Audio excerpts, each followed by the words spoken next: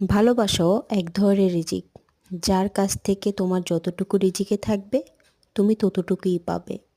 ভালোবাসা মানে কাউকে সত্য দিয়ে বেঁধে রাখা নয়। খাঁচার পাখিকে আটকে রাখলে সে বাঁচে, কিন্তু তার গান হারিয়ে ফেলে। মানুষকে যদি সত্য দিয়ে আটকে রাখো, সে তার হাসি স্বপ্ন হারিয়ে ফেলবে। ভালোবাসা মানে একে অপরের ভিতর নিজের করে বাঁচতে দেওয়া। যেখানে সত্য নেই সেখানে শান্তি থাকে।